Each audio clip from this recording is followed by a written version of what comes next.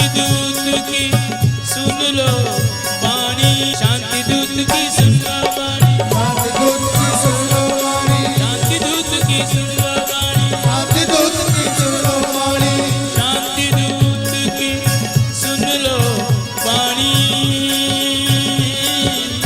रहेगा नहीं किसी नैन में पानी।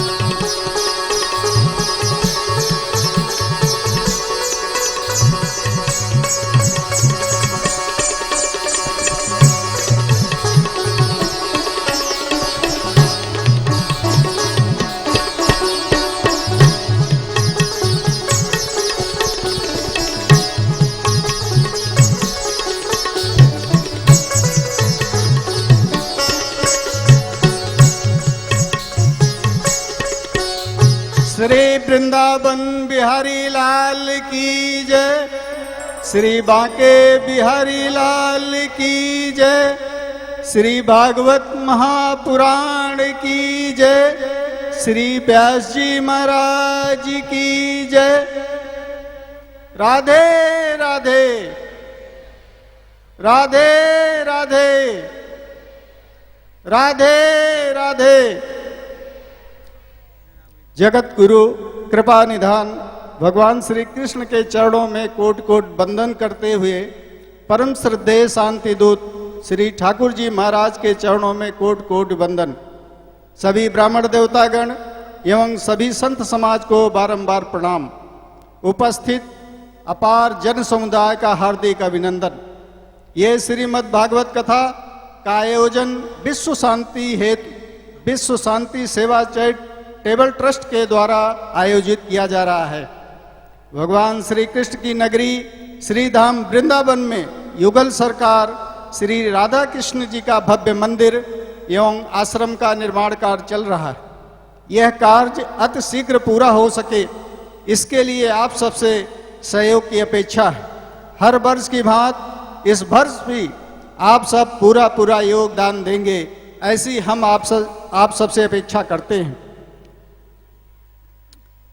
कथा के लिए मुंबई समिति अपने सभी सहयोगदाताओं का आभार व्यक्त करती है और उन्हें धन्यवाद देती है और उनसे हर वर्ष ज़्यादा से ज़्यादा संख्या में शामिल होने के लिए अपेक्षा करती है। श्री महाराज श्री पिछले कई वर्षों से निरंतर देश विदेश में भ्रमण करते हुए कथा कह रहे हैं और शांति का संदेश दे रहे हैं। हम और आप ईश्वर से यही प्रार्थना करते हैं कि हर सुहानी रात हो, जिस तरफ आपके कदम पड़े वहाँ फूलों की बरसात हो, जिंदगी के धूप में चंद्रमा का रूप हो, कला धन कनक आप पारस स्वरूप हो, सृष्टि के वरदान हो, देश के अभिमान हो, ऐसे भारत गौरव को सत सत प्रणाम। एक दुआ मांगते हैं हम अपने भगवान से, चाहते हैं आपकी खुशी पूरे ईमान से। कथा पंडाल में हमारे सभी स्वयं सेवक काफी लंबा समय व्यतीत करते हैं। आप सबकी सेवा बड़ी निष्ठा एवं लगन से करते हैं।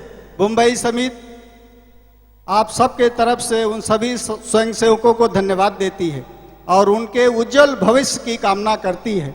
बाहर से आए हुए सभी रसिक भक्त जनों को बार बार अभिवादन। कथा के मध्य कोई भी कहीं से भी आपको असुविधा हुई हो उसके लिए हम आप सबसे क्षमा चाहते हैं। सभी संकल्प समिति सदस्यों के नाम निमंत्रण पत्रिका में छपते हैं और हर वर्ष की तरह ये जन सेवा का कार्य भी चलता रहेगा। आज सुबह नेत्र परीक्षण एवं निःशुल्क चश्मा वितरण का कार्यक्रम था। कल जरूरतमंद वृद्ध पुरुष एवं महिलाओं को चादर वितरण का कार्यक्रम रहेगा और 1 जनवरी को रात्रि को 8 बजे से महाप्रसाद। आप सभी से अनुरोध है कि इनमें अधिक से अधिक संख्या में भाग लेकर अपना सहयोग प्रदान करें। आरती के लिए मंच पर आएंगे श्रीमती सोनल अंकित अग्रवाल, श्रीमती भवरी देवी मदन लाल सिलाट, श्रीमती कृष्णा प्रेम नारायण त्रिवेदी, श्रीमती सुनीता संतोष मिश्रा, श्रीमती शोभा कुंडलिक राव नागरे, मुंबई समिति के अध्यक्ष ML सोनी और अर्जुन सिला।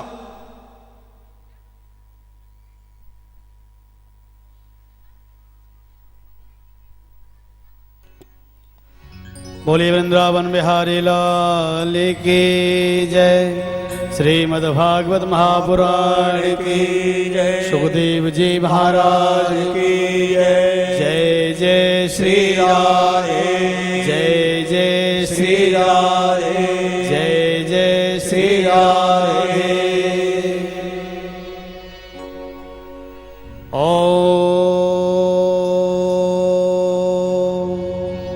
या श्री स्वयं सुकृतनाम भवनेषु लक्ष्मी पापात्मनां कृतयां हृदय सबोधे श्रद्धा सुतां कुलजनस्प्रवस्य लज्जा तां तुहानताश्व परिपालय देवी विश्व। ओम अपवित्रो वा स्रुवावस्थांगतोऽपि वः यः स्मरेत् पुण्डरीकाक्षं स्रुवाभ्यन्तरशुचि पुण्डरीकाक्ष पुनातु पुण्डरीकाक्ष पुनातु पुण्डरीकाक्ष पुनातु। ओम श्री केशवाय नमः, ओम नारायणाय नमः, ओम श्री माधवाय नमः। हस्तौ प्रक्षालनं ऋषिकेशाय गोविंदाय नमो नमः। श्री तुलस्याय नमः। सर्वोचरार्थे गंधा पुष्पाणिं समर्पयामि। यं प्रभजन्तु मनपेतमपेत कृत्यं द्वैपायनो विरहका तरे आजुहाव पुत्रेति धनमयतया तरवोऽभिनेन्दो तं सर्वभूतहृदयं मुनिमानतोऽस्मि। भगवते श्री सुखाय नमः, व्यासनंदनाय नमः, ज्ञानगम्याय नमः। ध्यायन्ति ध्यानमक्षतं पुष्पं समर्पयामि। ओम मकरस्वां मन्द्रस्वां रहेश्वते त्वामोखदे सोमो राजा विद्वानिक्ष्वादमुच्यतः गन्धाक् पुष्पाणिं समर्पयामि। भगवते श्री सुखाय नमः, व्यासनंदनाय नमः, ज्ञानगम्याय नमः। माल्यादीन सुगन्धिने बालत्यादीन वै प्रभो मया ताडि पुष्पाणि पूजार्थं प्रतिग्राहितं पुष्पमालां समर्पयामि नैवेद्यं नैवेद्यान्ते समर्पयामि पुनर्जलाचमनीयं समर्पयामि श्रीमद्भागवत भोजनं श्रीमद्भागवतं पुराणतिलकं यद्वैष्णवाणां धनं यस्मिन् पारमहंसमेकममलं ज्ञानं परं गीयते तत्र ज्ञानविरागभक्तिसहितं निष्कर्मिमाविष्कृतं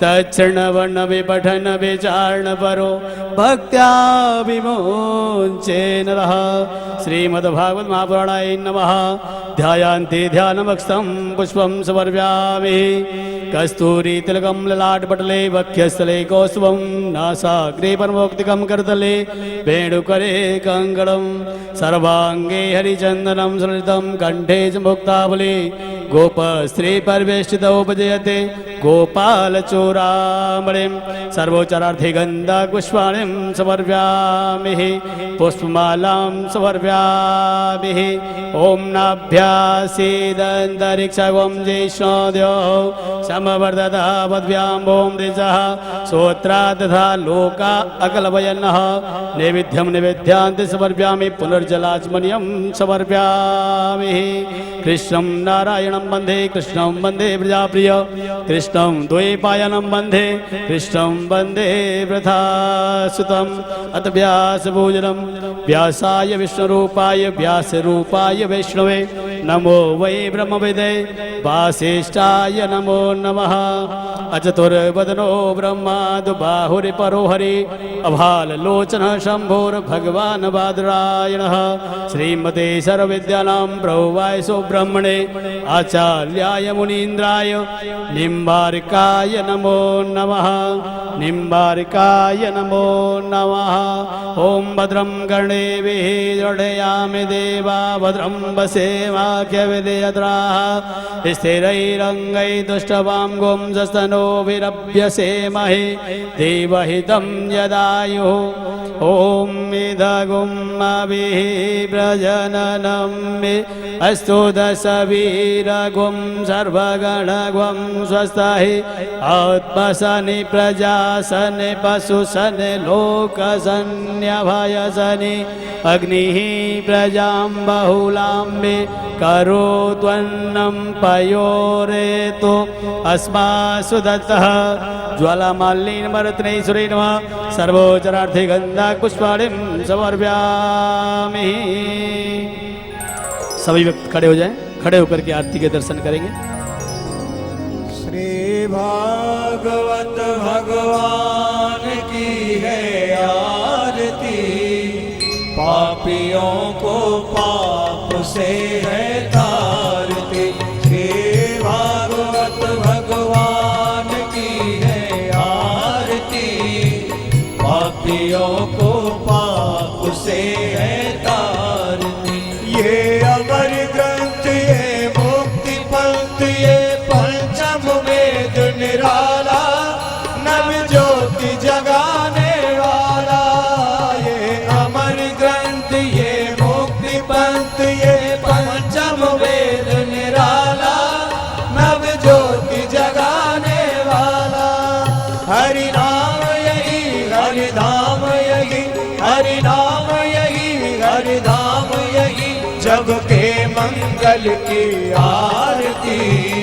पापियों को पाप से है तारती। हे भागवत भगवान की है आरती, पापियों को पाप से है तारती। ये शांति गीत पावन पुनीत, पापों को मिटाने वाला, हरि दर्श कराने वाला। ये शांति गीत पावन पुनीत, पापों को मिटाने वाला, हरि दर्श कराने वाला। ये सुख करनी ये दुख हरणी, ये सुख करनी ये दुख हरणी, श्री मधुसूदन की आरती। पापियों को पाप से है तारती। श्री भागवत भगवान की है आरती, पापियों को पाप से है तारती। ये मधुर बोल जगपंथ खोल सतमार्ग बताने वाला, बिगड़ी को बनाने वाला। ये मधुर बोल जगपंथ खोल सतमार्ग बताने वाला, बिगड़ी को बनाने वाला। श्री राम यही घनश्याम यही, श्री राम यही घनश्याम यही, प्रभु के महिमा की आरती।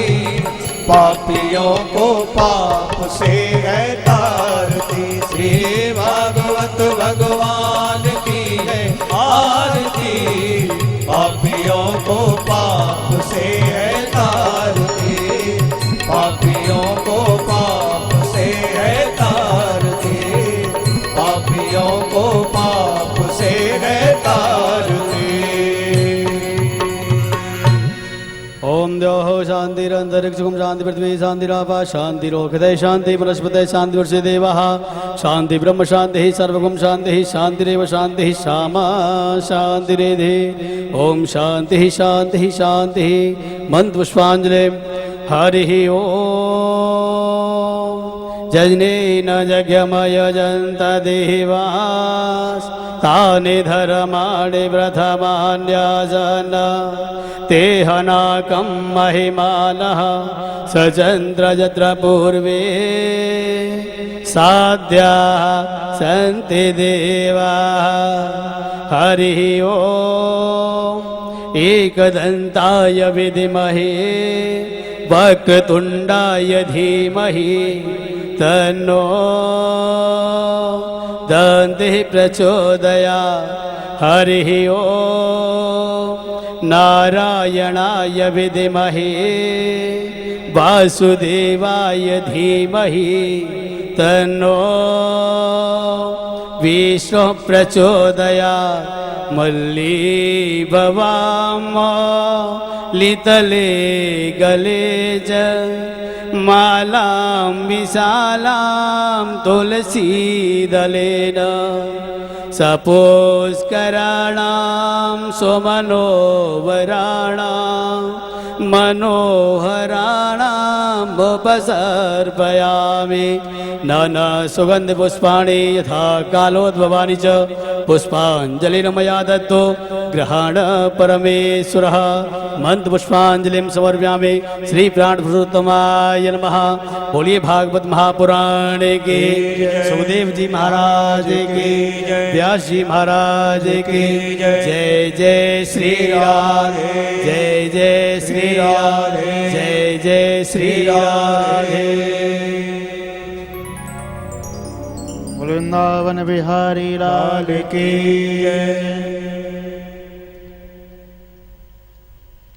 मैं निवेदन करूंगा हमारे सभी यजमान महाराज श्री से आशीर्वाद प्राप्त करेंगे।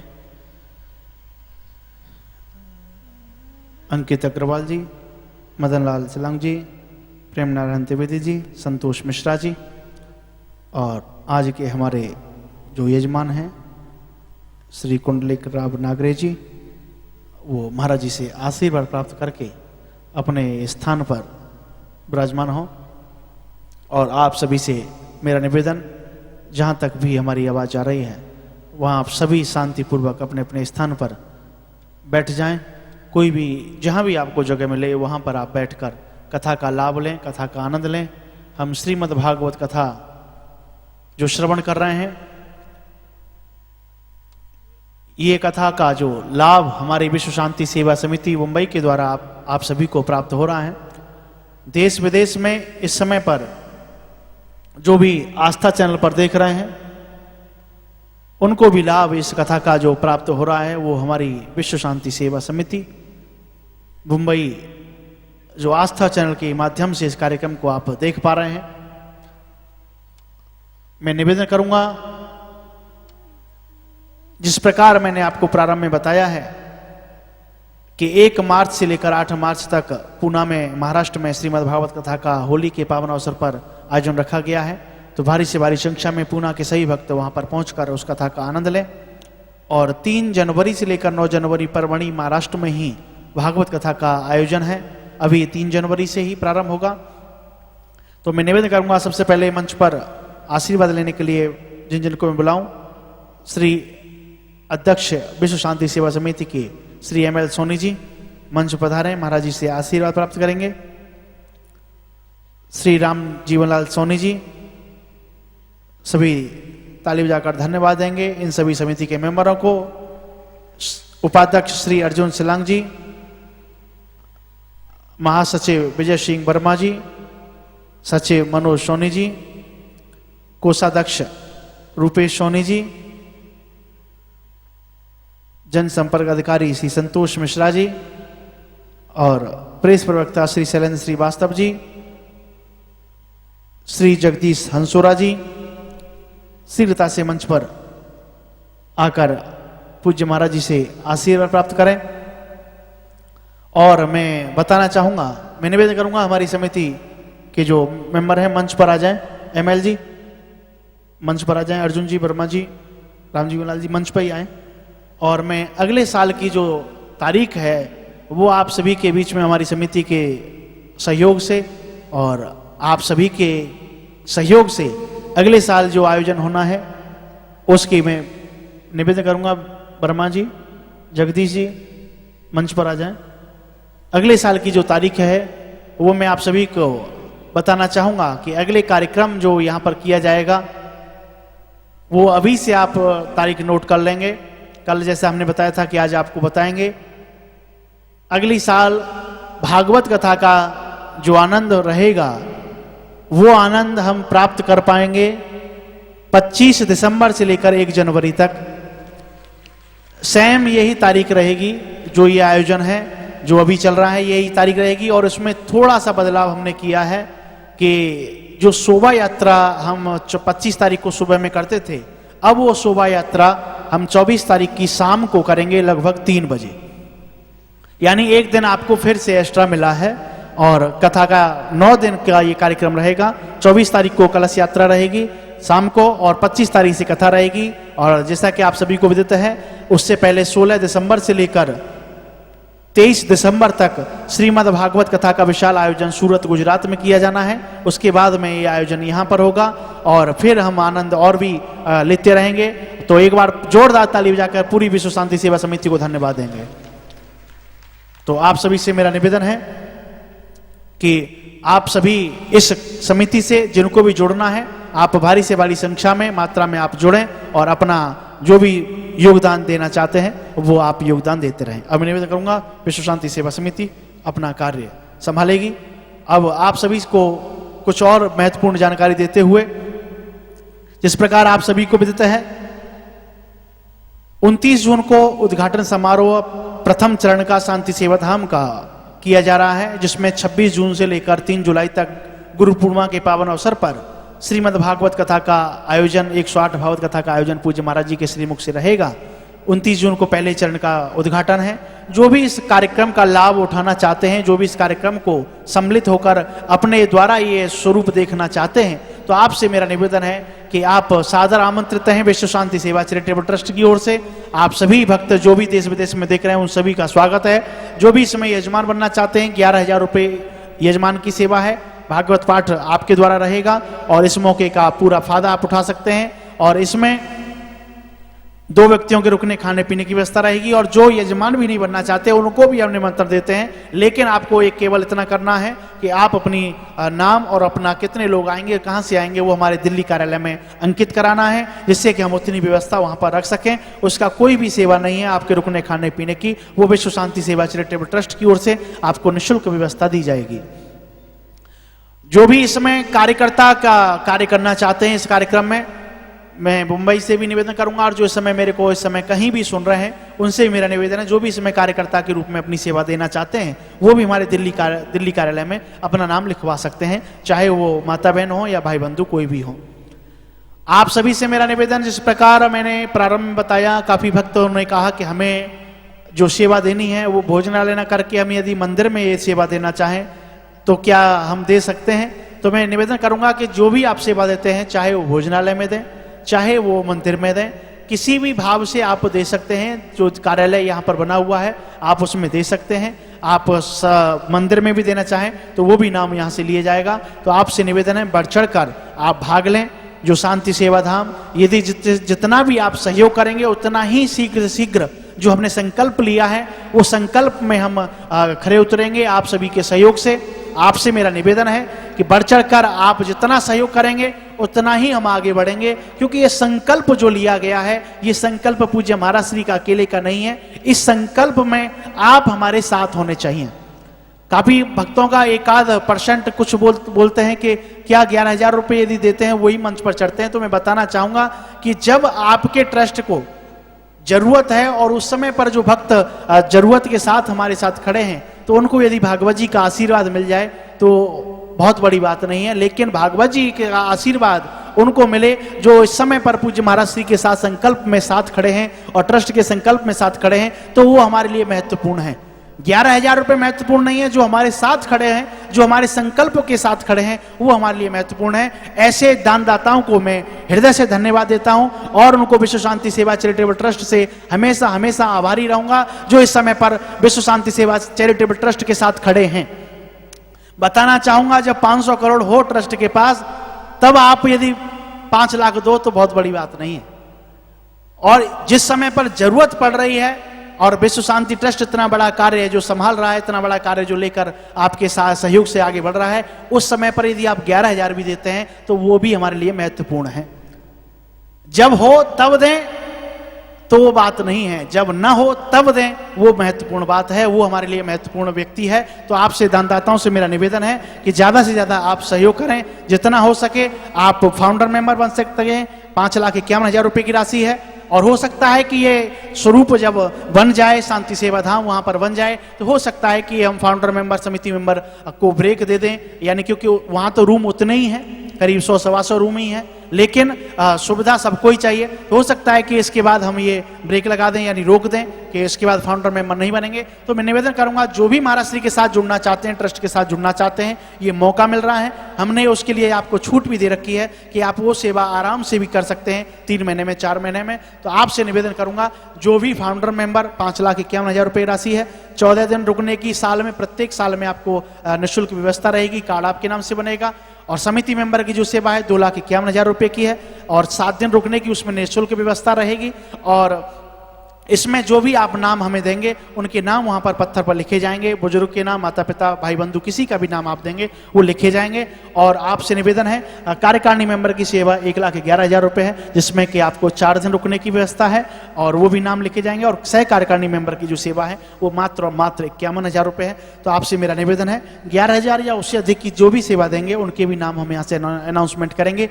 जो इस समय पर कथा पंडाल में उनसे भी मेरा निवेदन है कि बढ़ चढ़ कर आप भाग लें। और जो इस समय पर आस्था चैनल देख रहे हैं, खासकर जो एक बार दे चुके हैं, उनसे भी मेरा निवेदन है कि एक बार और हाथ जरा टाइट करें और एक बार फिर अपना थोड़ा सा सहयोग की नज़र हमारे ऊपर रखें। जो भी इस समय आस्था चैनल देख रहे हैं, आपने सहयोग दिया है, इसी वजह से हम यहाँ तक पहुंचे हैं, इसी वजह से आज हमारे आपके ट्रस्ट के पास बहुत बड़ी भूमि इस समय पर श्रीधाम वृंदावन में है और मेन रोड पर वो भूमि है। तो आपसे मेरा निवेदन है कि आप ही की वजह से वो भूमि ली गई है और आप ही इस मंदिर आश्रम को बनाने में अपनी मुख्य भूमिका निभाएं। हाथ जोड़ के मेरा निवेदन सभी दानदाताओं से जो आस्था चैनल पर देख रहे हैं उनसे भी। सूचना देते हुए, बद्रीनाथ में जो भागवत कथा है वो 6 जून से 13 जून है। 108 भागवत कथा के यजमान जिनको बनना है वो यजमान बन सकते हैं। 31,000 रुपये यजमान की सेवा है। बद्रीनाथ जो 4 धामों में से एक धाम है, वहाँ पर जो भी आप चलना चाहें आप चल सकते हैं। और जिस प्रकार आप सभी को विदित है कि अगली जो कथा है लखनऊ में भागवत कथा रहेगी 23 जनवरी से लेकर 30 जनवरी तक वो भागवत कथा वहाँ पर हम आस्था चैनल पर सीधा प्रसारण रहेगा, वो आनंद ले सकते हैं। उससे पहले 3 जनवरी से 9 जनवरी परवणी और 13 जनवरी से लेकर 21 जनवरी राम कथा का आनंद हम उठा सकते हैं इलाहाबाद से, त्रिवेणी संगम किनारे से। तो जो भी भक्त आना चाहें आप सादर आमंत्रित हैं। और इलाहाबाद के जो भक्त सुन रहे हैं उनसे निवेदन के अधिक से अधिक संख्या में पहुँचें और ज़्यादा से ज़्यादा प्रचार करें इस कथा का, लोगों को बताएं, क्योंकि कम समय में ये कार्यक्रम रखा है। तो आपसे निवेदन पर चढ़कर भाग लें, ज़्यादा से ज़्यादा लोगों को बताएं। और ये कार्यक्रम आस्था भजन पर प्रसारण 17 तारीख से सुबह 10 बजे से 1 बजे तक किया जाएगा। तो आपसे निवेदन है कि जो भी भक्त इसमें सम्मिलित होना चाहें पहुंच सकते हैं, कथा का लाभ ले सकते हैं। अब सीधे चलते हैं पूज्य महाराज श्री के श्री चरणों की ओर। एक बार सभी हाथ जोड़ेंगे। प्रणाम करेंगे पूज्य महाराज श्री को और भागवत जी को। बोले भागवत महापुराण की जय, बोले व्यास जी महाराज की जय, बोले सुखदेव जी महाराज की जय। पुनः मैं एक निवेदन करना चाहूँगा, जो भी इस समय पर मुंबई में कथा का लाभ ले रहे हैं उनके लिए काफ़ी भक्त कह रहे हैं मैं महाराज श्री से अलग पर्सनली मिलना है, तो वो जो समय है प्रतिदिन जो रखा जा रहा है, कल सुबह 9:30 बजे से लेकर 10:30 बजे तक पूज्य महाराज श्री का मिलने का समय रहेगा। जो भी मुंबई में इस समय आस्था चैनल देख रहे हैं या कथा पंडाल में, वो पहुंच सकते हैं। और जो मिल लिए हैं उनसे मेरा निवेदन है कि वो एक बार मिल लिए हैं तो पूरा हो चुका है, बाकी जो भी मिलना चाहें सुबह आ सकते हैं। और कल कथा का समय जो रहेगा वो भागवत कथा का जो आस्था चैनल पर समय रहेगा, संपूर्ण भागवत कथा श्रवण कराई जाएगी, वो दोपहर में 1 बजे से लेकर 4 बजे तक कथा का समय रहेगा। और शाम का जो समय है रात्रि का, वो आस्था चैनल पर नहीं प्रसारण किया जाएगा, वो रात्रि को 9 बजे से लेकर 12:30 बजे तक जो भी कथा पंडाल में बैठे हुए हैं उन सभी के लिए रहेगा। सीधे चलते हैं पूज्य महाराज श्री के शिष्यों को। राधे राधे।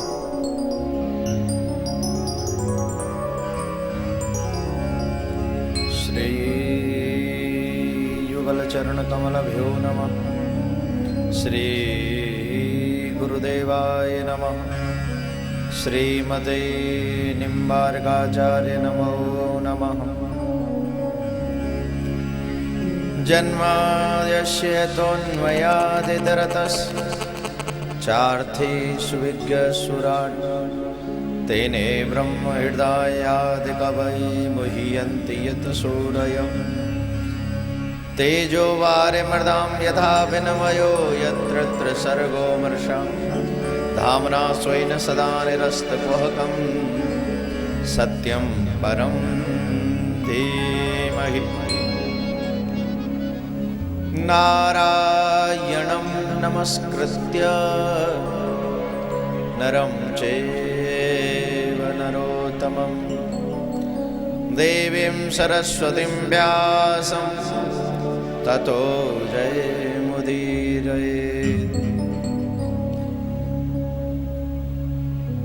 वरहापीडं नटवरवपु कर्णयो कर्णकारं बिभ्रदवासः अनतिकपिशं वैजयन्तीं च मालां।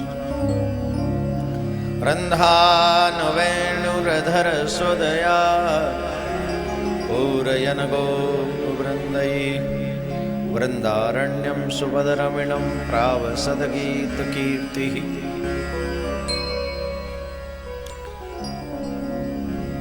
कृष्णाय वासुदेवाय हरये परमात्मने प्रणतक्लेशनाशाय गोविन्दाय नमो नमः।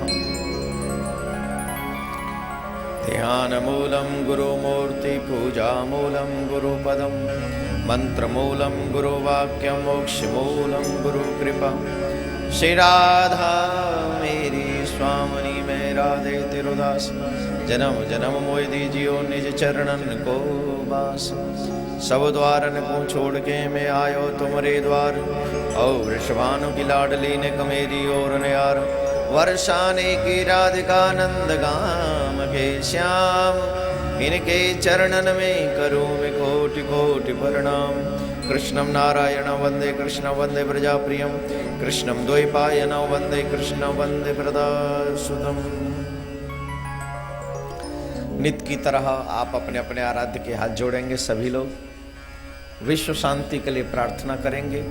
फिर हम और आप सभी भगवान की इस पावन कथा को श्रवण करेंगे। सर्वप्रथम विश्व शांति की प्रार्थना। ईश्वर सब सुखी हो कोई न हो दुखारी। सब हो निरोग भगवान धन धान्य के भंडारी। सब भद्र भाव देखें सतमार्ग के पथिक हो। दुखिया न कोई होवे सृष्टि में प्राणधारी।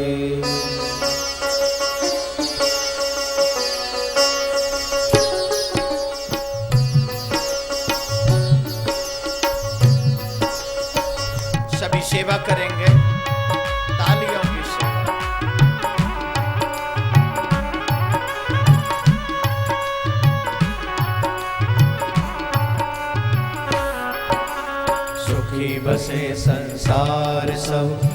दुखिया रहे न कोई।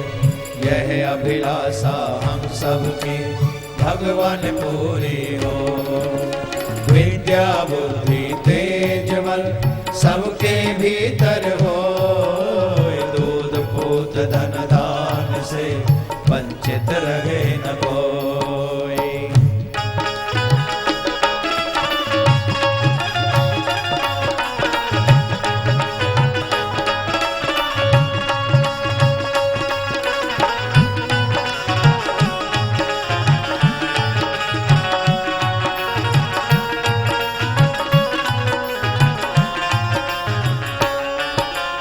आपकी भक्ति प्रेम से मन हो गए भरपूर। राग द्वेष से चित्त मेरा हो सो भागे दो।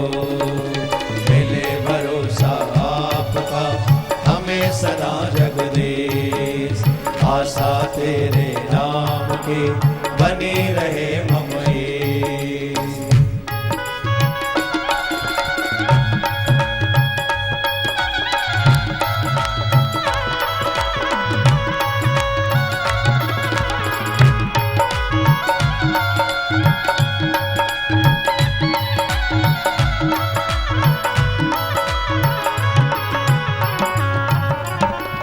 से हमें बचाइए करके दया दया। अपना भक्त बनाए के सबको करो निहाल।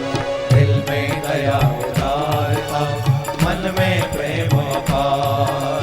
हृदय में धीरे दीनता हे मेरे करतार। हाथ जोड़ विनती करूं सुनिए कृपा निधान। साधु संगत सुख दीजिए दया धर्म का दान।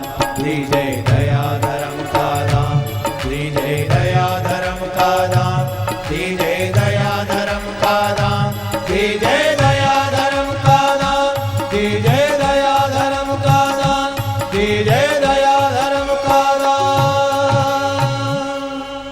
सर्वप्रथम मेरे परम आराध्य श्री युगल सरकार के चरणों में कोटि कोटि प्रणाम। उनसे प्रार्थना वो अपनी व्यासपीठ ग्रहण करें।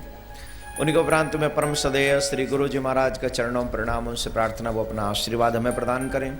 स्थान देवता, वास देवता, ग्रामीण देवता, नगर देवता, इन सबको बार बार प्रणाम। ये भी अपना स्थान ग्रहण करें।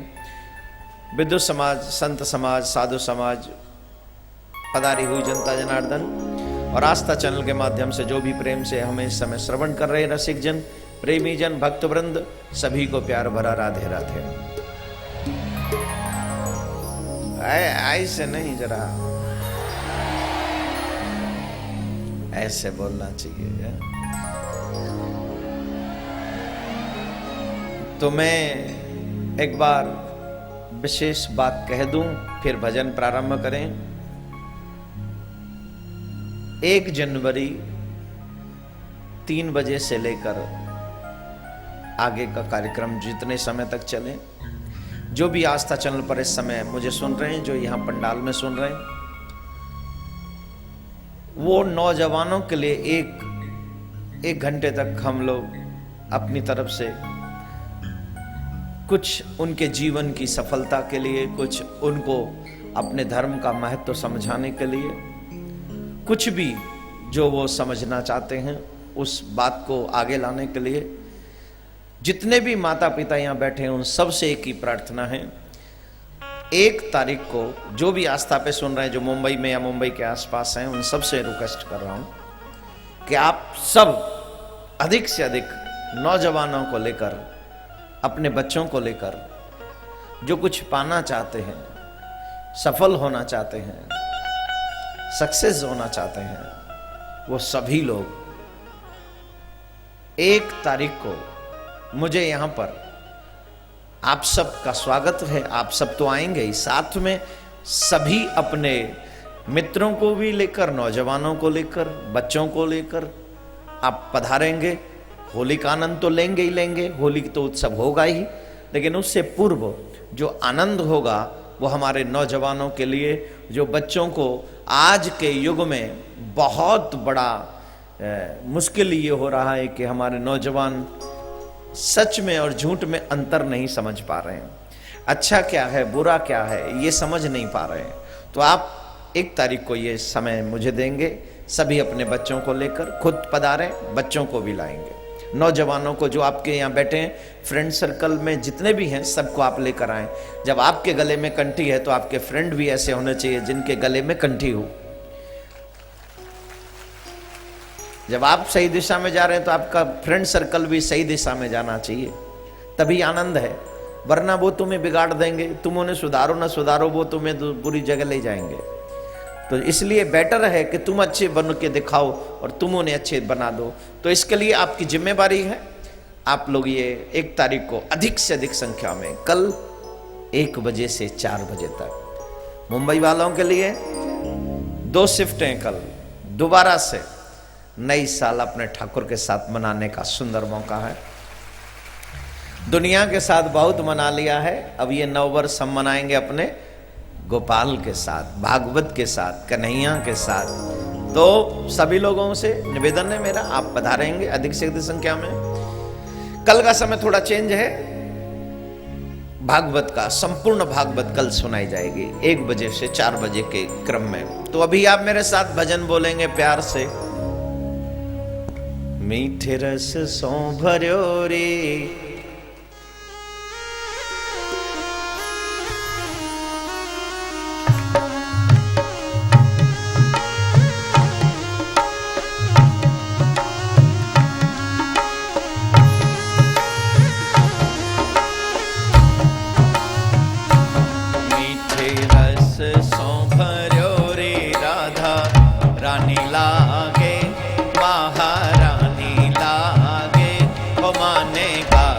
कारो जमुना जीरो पानी लागे, मीठे रस सो भर्यो रे राधा रानी लागे, महारानी लागे, माने कारो कारो जमुना जीरो पानी लागे।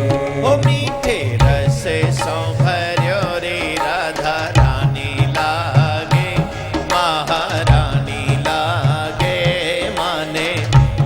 कारो जमुना जीरो पानी लागे, मीठे रस सो भर्यो रे राधा रानी लागे, महारानी लागे, माने कारो कारो जमुना जीरो पानी लागे। श्री राधे।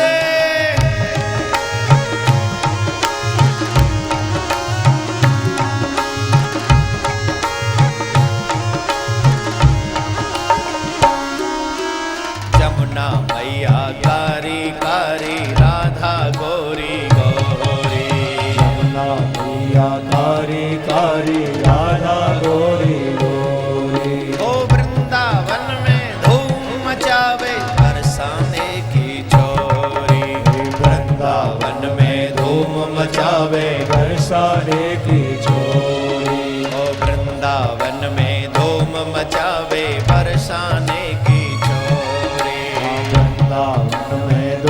मचावे बरसाने की छोरी। ब्रज धाम राधा जो की रजधानी लागे, रजधानी लागे, माने कारो कारो जमुना जीरो पानी लागे। ब्रज धाम राधा जो की रजधानी लागे, रजधानी लागे, माने कारो कारो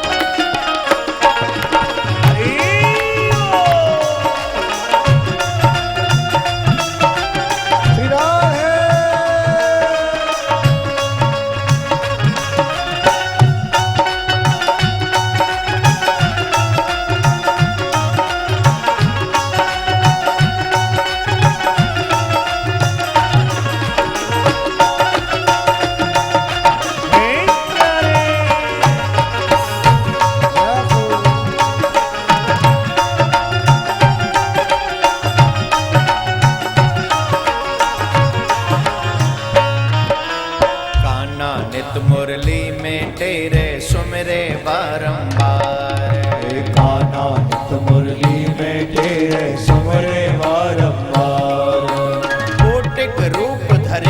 मनमोहन भव न पावे पार।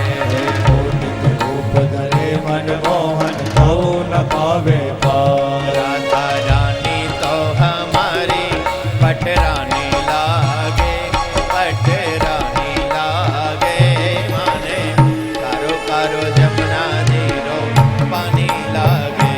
राधा रानी तो हमारी पटरानी लागे, पटरानी लागे। मन कारो कारो यमुना नीरो पानी लागे। प्यारे डीजे हो, जय जय डीजे जय।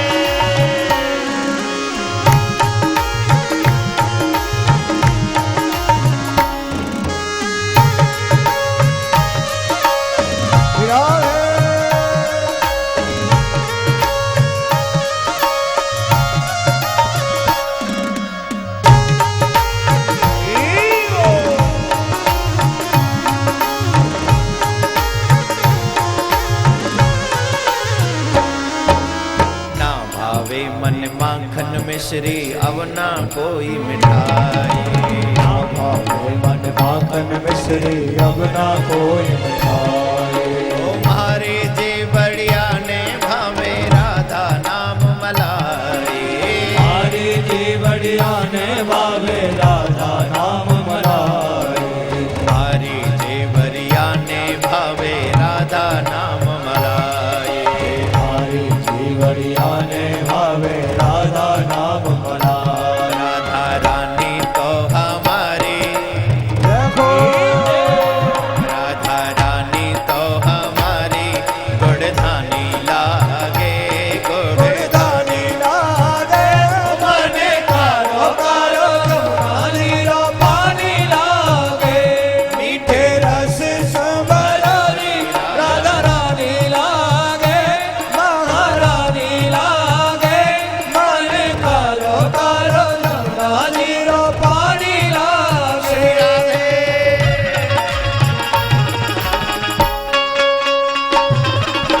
हरि बोल।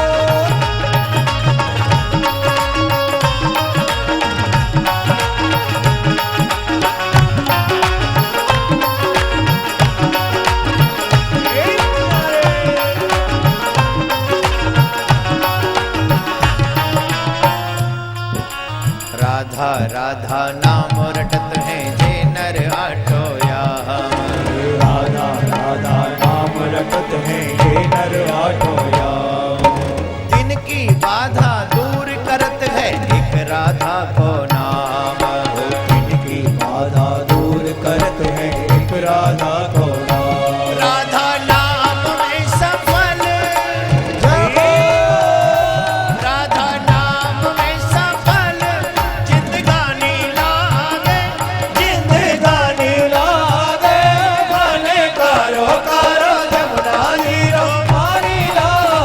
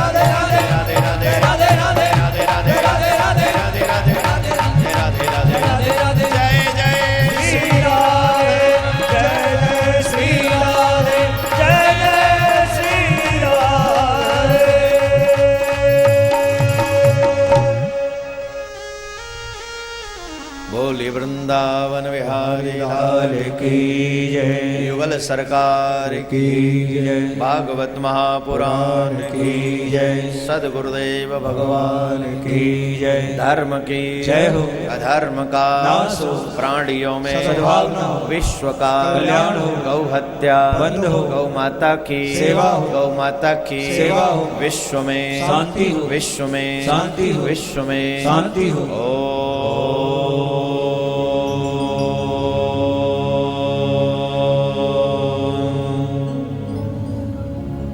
शांति शांति शांति।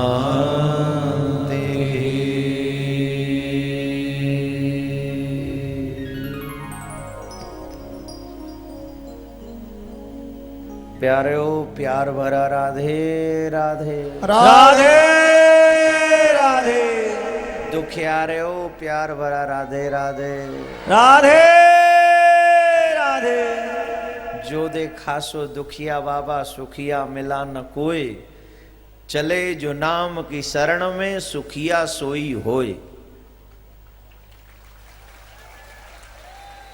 जो देखा सो दुखिया बाबा सुखिया मिला न कोई है ही नहीं। लेकिन जिसके हृदय में प्रभु का नाम रूपी पवित्र धन है वो हमेशा सुखी है। वेश कीमती अनमोल है ये प्रेम। तो मेरे भाई बहन,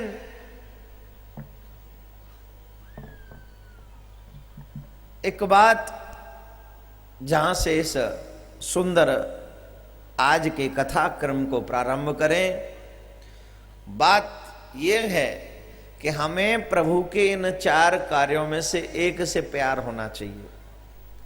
नाम, रूप, लीला, धाम। ये 4 वो कारण हैं जो हमारा कल्याण कर सकते हैं, हमारा बेड़ा पार कर सकते हैं। एक बात हमें समझनी चाहिए, जब भी हम कथा में जाएं तो यहां पर प्रभु के नाम की चर्चा, उनके गुणों की चर्चा होती है, ये प्यार है। लेकिन जब गुणों की चर्चा हो तो वहां कोई और चर्चा नहीं होनी चाहिए, ये विशेष ध्यान हो।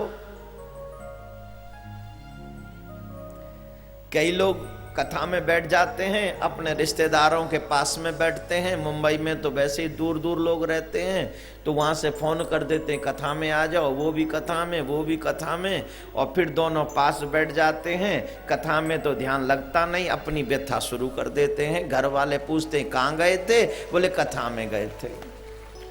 सुना क्या? क्या फोन करके फिर तूने सुना क्या कह रहे थे पंडित जी? पंडित जी कह रहे थे ऐसा ही कर्म करोगे तो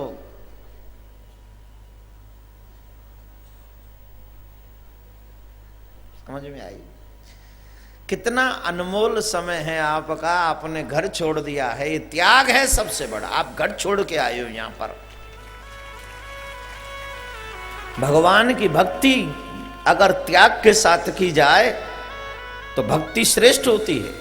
और ये कितना बड़ा त्याग है, आप अपना घर छोड़कर यहां बैठे हो, लेकिन ये कितना बड़ा मोह है कि यहां बैठकर भी चर्चा दुनिया की ही हो रही है। नरक में नहीं जाओगे तो कहां जाओगे बताओ? यहां बैठकर चर्चा, मैं मुंबई वालों से नहीं कह रहा हूं, मुंबई वाले तो कतई चर्चा करते नहीं है। मैं तो उनसे कह रहा हूं जो यहां नहीं आए, वो चर्चा बहुत करते थे। भाई बहन, ये बहुत अनमोल समय है आपका। इस समय की कीमत परमात्मा भी आपको फुल चुका नहीं पाएगा, मैं दावे से कह रहा हूं। और अगर वहां कोई बातचीत हो तो मेरा नाम लिखना, देवकी नंदन ने कहा था, उससे जाके पूछो, मैं जवाब दूंगा भगवान को। सच्ची में मैं जवाब दूंगा।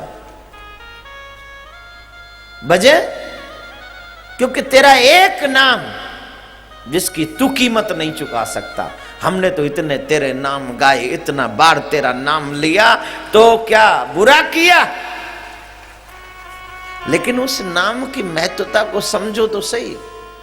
हीरे को सब्जी वाले की दुकान पे बेचाओगे तो 2 किलो आलू में ही जाएगा।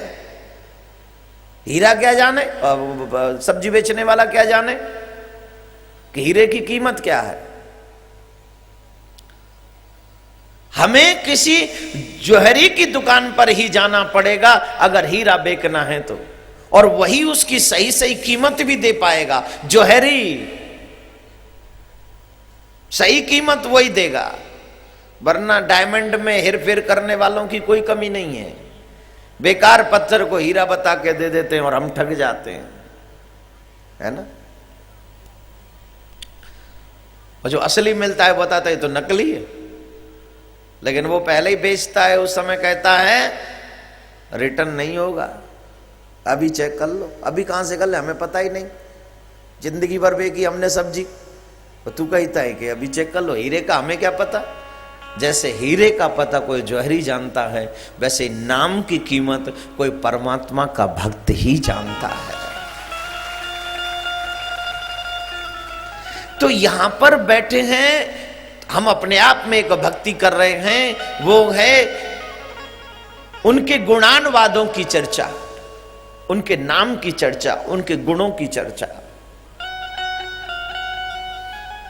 4 बात मैंने आपको बताई, नाम, रूप, लीला, धाम। उनके नाम से प्यार हो जाए, उनके नाम के बिना तुम जी ना सको, ऐसी दशा बन जाए। कई बार होता है ना, सपने में भी हमें उसी का नाम, ऐसा लगता है कि सपने में भी हमें वही दिखाई पड़ रहा है। हमारे जिह्वा से बस एक ही नाम, कृष्ण कृष्ण कृष्ण कृष्ण कृष्ण। अर्जुन सोता है तो रोम रोम से आवाज कृष्ण कृष्ण आता है। तो क्यों तेरी ये दशा नहीं हो सकती कि तेरे रोम रोम से भी सोते वक्त एक ही आवाज आए, कृष्ण कृष्ण कृष्ण कृष्ण कृष्ण कृष्ण कृष्ण। क्यों नहीं आ सकती मेरे से? क्या मैं इतना पापी हूं? क्यों नहीं आ सकती है? बस मुझे अपने आप को उस तरीके का बनाना पड़ेगा, आ सकती है। नाम से प्रेम हो जाए, प्रभु के धाम से प्रेम हो जाए। प्रभु का धाम श्री धाम वृंदावन, प्रभु का धाम श्री अयोध्या, प्रभु का धाम काशी, प्रभु का धाम बद्रीनाथ, प्रभु का धाम केदारनाथ, प्रभु के अनेक धाम हैं, हरिद्वार,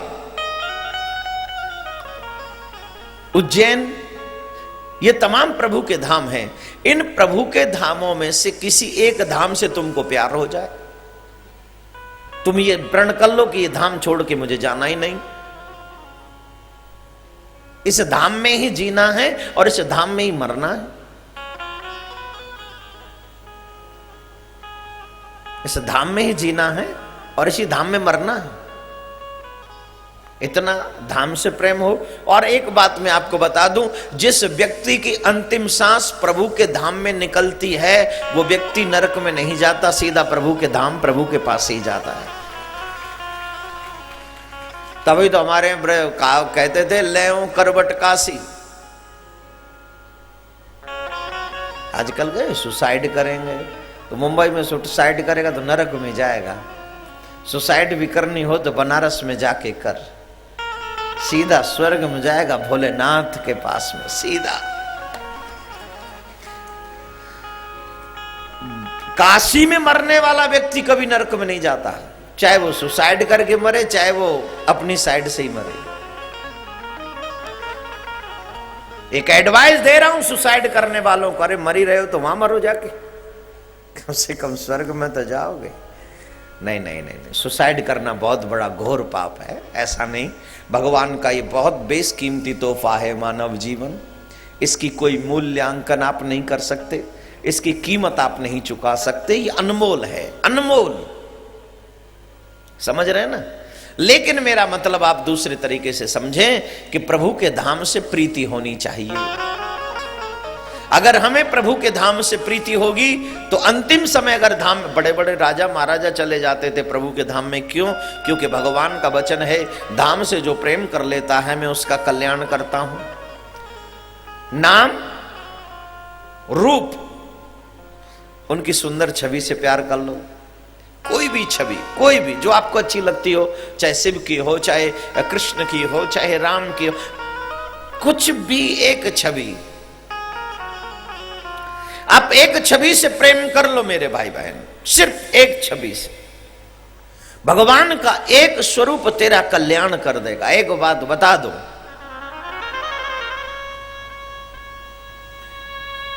कि भगवान तेरे हृदय में ही रहता है। God does not live in temple and Gurdwara.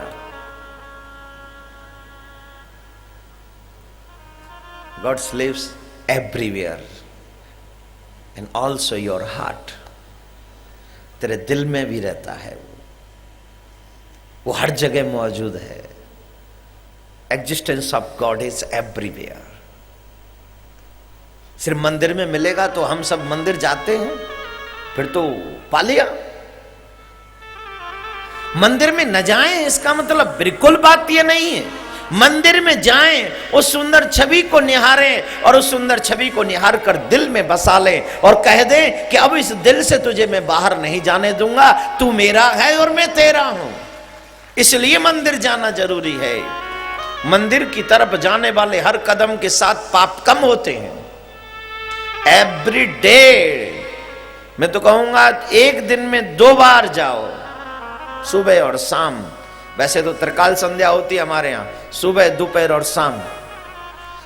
बड़ा दर्द होता है, हम अपने छोटे छोटे बच्चों को जिन क्या बनाना चाहते हैं खुद माँ बाप को नहीं पता। मुझे बड़ा अजीब लगता है जब अपनी बिटियाओं को, छोटी छोटी गुड़ियाओं को वो ऐसी ऐसी ड्रेस पहना देते हैं और जब बड़ा होकर वो पहनती हैं तो माँ कहती है ये मत पहन, अच्छा नहीं लग रहा। क्यों? बचपन में आदत किसने डाली? न बचपन में पहनाई होती, न जवानी में उसको शौक होता। शुरुआत माँ बाप करते हैं बच्चों को बिगाड़ने की। तो मैं माँ बाप से निवेदन करूंगा, माँ बाप बनिए, पाप मत बनिए। बच्चों के लिए अपने जीवन को पाप मत बनाओ, अपने आप को बाप बनाओ, अपने आप को मां बनाओ, तभी तुम सही बनो पाओगे। संस्कार दो उनको। पाप मत बनो बच्चों के लिए, बाप बनो, मां बनो। ये तभी होगा जब मैं उन्हें संस्कार दे पाऊंगा। प्लीज, राधे राधे। नाम रूप लीला धाम, इन चारों में से किसी से एक से प्यार हो जाएगा, कल्याण हो जाएगा। ठीक है, ये इतना मैंने आपको बता दिया, और इसलिए बता दिया जिससे आप कुछ नया सीखे। 4 में से एक तो आपको भी मिला हुआ है, प्रभु का गुणानुवाद सुन रहे हो आप। ये अपने आप में एक बहुत महत्वपूर्ण है। आपको ये एक भक्ति, एक मार्ग मिला हुआ है कि भगवान की कथा आप सुन रहे हो, और इस कथा को दिल लगा के सुनो। इतना दिल लगा के सुनो, इतना दिल लगा कर सुनो मेरे भाई बहन, कि बस इसके अलावा कुछ और शेष न रहे, कुछ और चाह भी ना हो। इसको इतने दिल से सुनना है। भगवान श्री कृष्ण के महाराज का चरित्र में वर्णन करूं, उनकी उस लीला का मैं वर्णन करूं। मैं आपको एक बात, अभी मैंने कहा करेक्टर ढीला है, कहा ना, लोग हंसे कि महाराज जी कौन सा गाना गाना चाहते हैं। मैं गाना नहीं गाना चाहता, लोग जो हमारे धर्म पर आघात करते हैं मैं वो आपको बताना चाहता हूं। वो बेशर्म लोग जो रास को जानते तक नहीं, वो हमारे रास को बदनाम करने की कोशिश कर रहे हैं। वो रास को नहीं, हमारे कृष्ण को बदनाम करने की कोशिश कर रहे हैं। रास कहते किसको है वो खुद नहीं जानते। वो जानते हैं सिर्फ इतना कि एक स्त्री पुरुष से मिली और वो संसारिक क्रियाओं में लिप्त हुई, वही रास लीला है। दिस इज नॉट रास लीला, दिस इज ए काम लीला। वो काम लीला है। रास लीला का मतलब तो है काम को जीतना, उस काम को परास्त करना।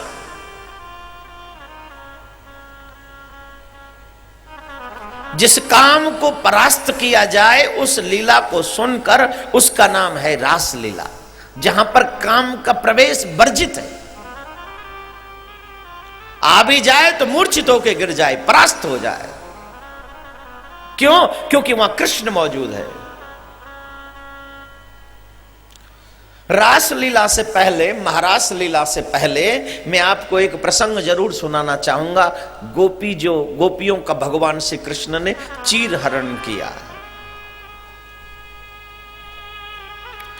भगवान श्री कृष्ण ने चीर हरण जो लीला है वो हेमंत ऋतु में की है। और एक ऋतु 2 महीने की होती है। महारास शरद ऋतु में किया गया है। नियर अबाउट 1 साल बाद, नियर अबाउट 11 और 12वें महीने में ये रास हुआ, महारास। मेरे शब्द को समझेंगे, मेरे शब्द को बहुत ढंग से समझेंगे तो रास समझ में आएगा। मैं हमेशा आपको बताता रहा हूं कि कृष्ण 11.5 वर्ष के थे तो ब्रज छोड़कर मथुरा चले गए। लेकिन मैं आपको आज कन्हैया की वो उम्र बता रहा हूं जिस उम्र में कृष्ण ने गोपियों का चीर हरण किया और जिस उम्र में कृष्ण ने महारास किया। अनेकों संतों का ऐसा मत है जिस समय श्री कृष्ण ने गोपियों का चीर हरण किया था उस समय उनकी उम्र लगभग 6 वर्ष थी, लगभग 6 वर्ष। गिरिराज पर्वत जब उठाया तब उनकी उम्र 7 वर्ष थी और महारास जब किया तो लगभग 7 सवा 7 वर्ष थी। अब आप पूछ रहे हैं, सोच रहे होंगे महाराज जी उम्र क्यों बता रहे हैं? मैं वो करेक्टर ढीले वाले लोगों की बात समझाना चाहता हूं आपको, जो रास का मतलब नहीं जानते, बड़े बड़े योगी विद्वान नहीं जानते। ये भोग में लिप्त इंसान भगवान कृष्ण के रास को कैसे जानेगा? रसानाम समूह रास रस रेव रास सर्वम कृष्णमयम जगत। गोपियों में ही कृष्ण मौजूद थे। गोपी ही कृष्ण है, कृष्ण ही गोपी है, राधा ही कृष्ण है, कृष्ण ही राधा है। कृष्णम रूप जो कृष्ण है, राधा कृष्ण स्वरूपम वै कृष्णम राधा स्वरूपिणम। ये समझने के लिए ऊपर का फ्लोर खाली चाहिए और ये फ्लोर खाली नहीं है। इसमें काम, क्रोध, ईर्ष्या, लोभ, मोह, तृष्णा कूट कूट कूट कूट के भरी हुई है। और फिर कृष्ण को समझना चाहते हैं, रास को समझना चाहते हैं, फिर तो काम समझ में आएगा। रास कभी समझ नहीं सकते, कभी भी नहीं। 7 वर्ष का बच्चा, 7.25 वर्ष का बच्चा कितनी कन्याओं को घुमा सकता है? चलो लोकल बात करते, जवाब दीजिए। एक 7.25 वर्ष का बच्चा कितनी कन्याओं को एक साथ घुमाने ले जा सकता है? घुमाने ले जाएगा, वो खुद रोने लग जाएगा, मुझे कहां लेके जा रहे हो? क्योंकि 7.25 वर्ष के बच्चे को खाने पीने खेलने के अलावा और कुछ नहीं आता। सही है गलत है? जवाब तो दे दो। खाना पीना खेलना सोना ये उसकी उम्र का कार्य। उसी उम्र में श्री कृष्ण ने अनंत कोट ब्रज की गोपियों के साथ में रास किया। वह जब रास पंच अध्याय प्रारंभ होती है तो वहां लिखा गया, सुखदेव जी महाराज कहते भगवान न पितारा, ये भगवान की लीला, इंसान की नहीं है। ये वो कामदेव है जिस कामदेव ने बड़े बड़े योगी मुनियों की लंगोटी खुलवा दी है। ये वो कामदेव है जिसके वैसे बड़े बड़े देवता पहाड़ों की कंदराओं में जाके छिप गए। इस कामदेव ने किसी को छोड़ा नहीं है, सबको परास्त कर दिया है। लेकिन उस कामदेव को अपना बेटा बनाया कृष्ण ने, उस कामदेव को हराया कृष्ण ने। कितनी सी उम्र में? मात्र 7.25 वर्ष की उम्र में। उस कृष्ण की लीला को समझने के लिए कितना बड़ा विवेक चाहिए, जरा पूछिए अपने आप से। 6 वर्ष के जब कृष्ण 6.25 वर्ष के थे उस समय गोपियां नग्न अवस्था में जमुना में स्नान कर रही थीं। भोर का समय था। जमुना स्नान कर रही थी। कृष्ण तट पर रखे हुए उन वस्त्रों को, गोपियों के वस्त्रों को लेकर कदम्ब पे चढ़ गए। सुखदेव जी महाराज कहते हैं वो वृक्षों पर, कदम्ब के वृक्ष पर वस्त्रों को लेकर जब चढ़े, गोपियों ने स्नान किया। गोपी स्नान करने के बाद जब तट पर, जमुना के तट पर पहुंच, देखा तो वस्त्र नहीं। अब पूछ रही कहां गए वस्त्र, सोच रही है कहां गए वस्त्र। तो एक गोपी ने देखा कि कदम्ब के वृक्ष पर हमारे वस्त्र लटके हुए हैं और सांवरे की बांसुरी बज रही है।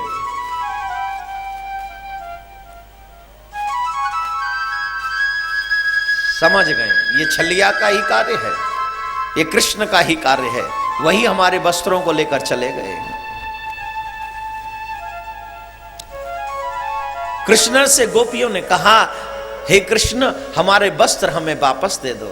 जमुना जी में ही है, जमुना जी से बाहर नहीं आई क्योंकि वस्त्र नहीं है।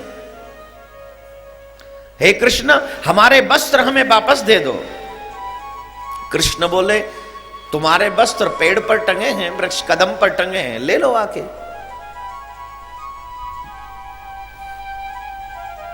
कैसे आवे? तन पर एक भी वस्त्र नहीं है, हम नहीं आ सकते। कृष्ण बोले, तुम्हें अगर वस्त्र लेने हैं तो बाहर आना ही होगा। अर्थात बड़े बड़े विद्वान लोग भ्रमित हो जाते हैं कि योगेश्वर स्त्रियों को बिना वस्त्र के जमुना से बाहर क्यों निकालना चाहते हैं। बड़े बड़े बड़े बड़े भ्रमित हो जाते हैं। फिर आज के युग का व्यक्ति तो भ्रमित हो जाए, ये लाजमी है, क्योंकि आज का अन्न भी ऐसा है, माहौल भी ऐसा है, सब भ्रमित है। लेकिन उम्र पर जाइए, कृष्ण की उम्र क्या है उस समय? 6 वर्ष। और 6 वर्ष के कृष्ण को ब्रज की गोपियां अथाह प्रेम करती हैं। एक बोली हम बाहर आ भी जाएंगे, लेकिन दुनिया क्या कहेगी? कृष्ण बोले, अगर तुम मुझसे प्रेम करती हो तो दुनिया की परवाह क्यों करती हो? क्योंकि जो कृष्ण से प्रेम करता है, कृष्ण से वही प्रेम कर सकता है जो दुनिया से परवाह नहीं करता, दुनिया की कोई चाह भी नहीं रखता। और जो दुनिया की परवाह करता है वो कृष्ण से प्रेम नहीं कर सकता, अधिकार नहीं है उसे।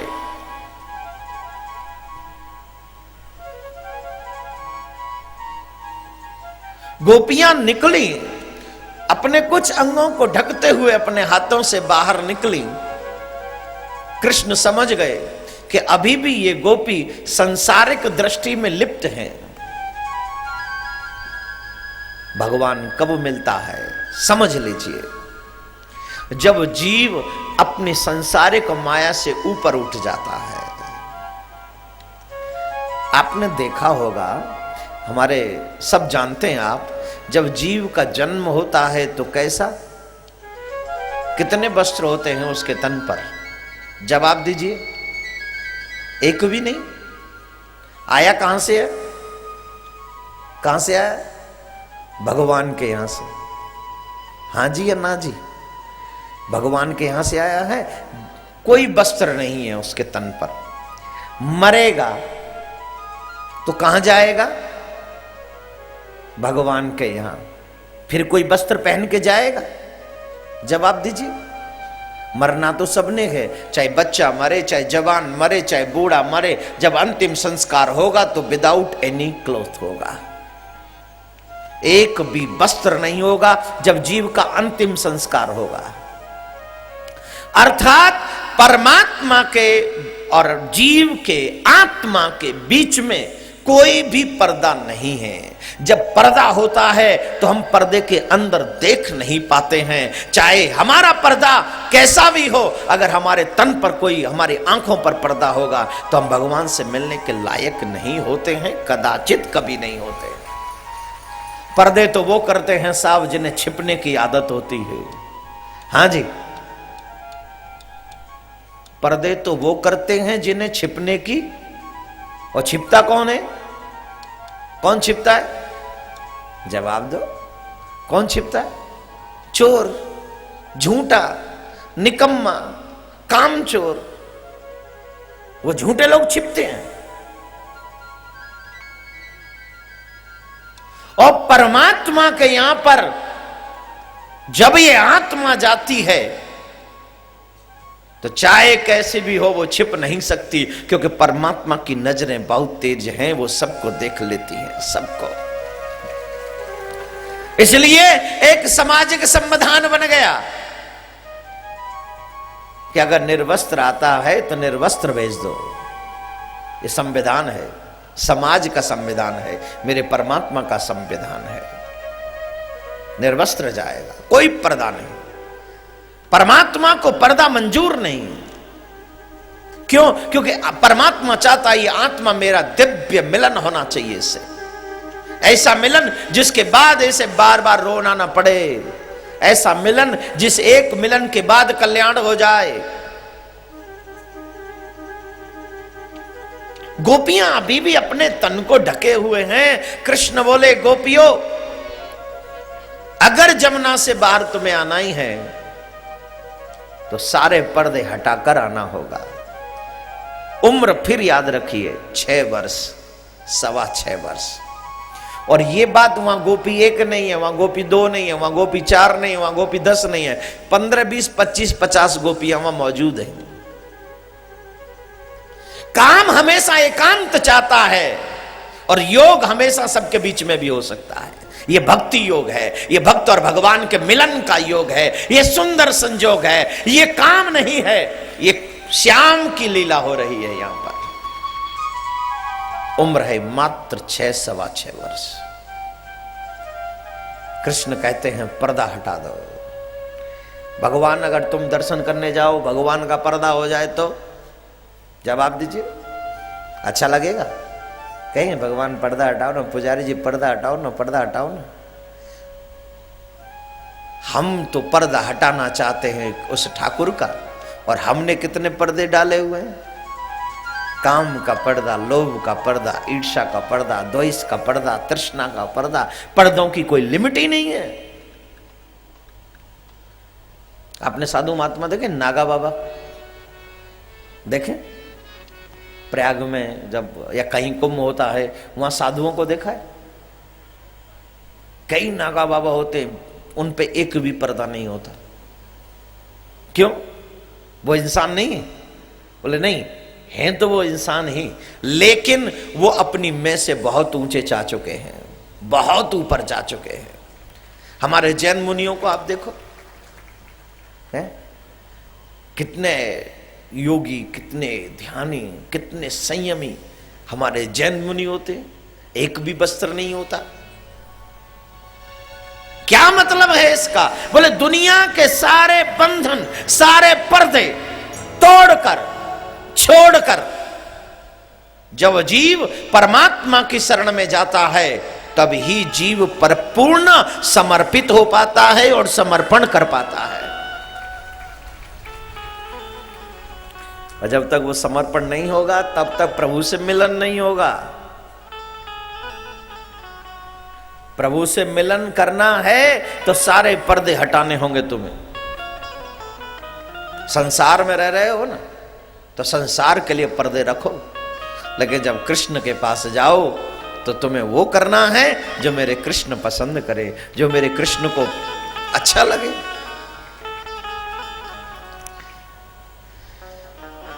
गोपियों ने दोनों हाथ ऊपर किए और कृष्ण के समीप पहुंची। कृष्ण ने कहा ये वस्त्र लो और पहन लो। सबने वस्त्र धारण किए और कृष्ण ने एक बात कही कि आज के बाद कभी भी निर्वस्त्र नदी में स्नान नहीं कर रहा हूं। मुख्य लक्ष्य था उनका, क्योंकि वरुण देवता जो है ना, उनका अपमान होता है निर्वस्त्र स्नान करने पर। वरुण भी तो देवता हैं, देवताओं का आदर करना चाहिए, निरादर नहीं। हम लोग कई नदियों में जाते हैं, गंगा, जमुना, नर्मदा, कावेरी, संगम, पहली बात ये बात ध्यान रखें कि वहां पर हम वस्त्र इत्यादि न धोए, साबुन शैम्पू क्रीम न यूज करें, वो पाप कटते। वहां कुछ और नहीं काटना है हमको, सिर्फ पाप कटवाना है। और एक बात, वहां पर हम जो वस्त्र पहनकर जाएं वो ऐसे न हो जो हमें देखकर किसी की भावना दूषित हो जाए। जब भी आप किसी तीर्थ में जाओ तो आपका ऐसा ड्रेसअप होना चाहिए कि आपकी वजह से किसी की भावना दूषित नहीं हो। ये कृपा करके ध्यान रखें, जीवन का एक लक्ष्य बना लीजिए आप। भगवान ने कहा किसी भी धार्मिक नदी में निर्वस्त्र स्नान नहीं करना चाहिए। जमुना में तुमने आज के बाद स्नान ऐसे नहीं करोगे। अब गोपियां कहती हैं कृष्णा प्यारे ठाकुर, अब तो सिर्फ आपका बन जाने को जी चाहता है, अब दुनिया से हमें कोई मतलब नहीं। तो कृष्ण बोले अभी नहीं, आने वाले कुछ समय में मैं तुम्हारी इच्छा को पूरी करूंगा। तो वो सुंदर समय नजदीक आ गया। 1-1.25 बरस के बाद, 1 बरस के बाद नियर अबाउट, वो महाराज शरद ऋतु, ये जो भगवान ने गोपियों का चीरहरण किया ये हेमंत ऋतु में किया, और रास जो किया वो शरद ऋतु में किया। पहले आप भगवान कृष्ण के इस महाराज के सुंदर दृश्य का दर्शन कर लेंगे, उसके बाद हम और आप सभी इस महाराज पर थोड़ी सी और चर्चा करेंगे, सुंदर चर्चा करेंगे। पहले इस महाराज का सुंदर अवलोकन आप लोग करेंगे। ये झांकी का आप कोई भी खड़ा नहीं होगा, सुंदर ताली बजाकर मेरे भजन के साथ इस अद्भुत आनंद का और भी आनंद उठाएंगे, लेकिन अपनी जगह बैठकर सुंदर ताली बजाकर।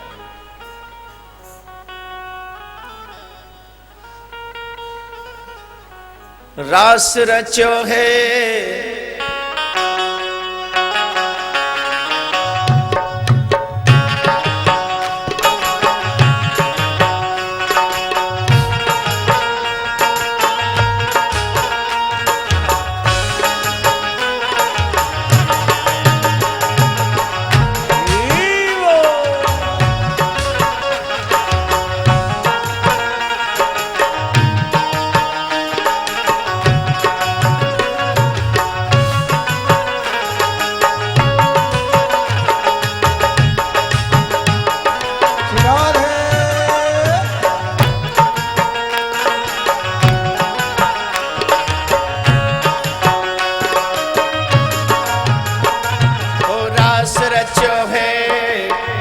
रचो है, रास रचो है, रास रचो है, यमुना किनारे सखी रास रचो है, रास रचो है, रास रचो है, यमुना किनारे सखी रास रचो है, रास रचो है, रास रचो है, यमुना किनारे सखी रास रचो है, रास रचो है, रास रचो है, श्री राम है, यमुना किनारे सखी रास रचो है।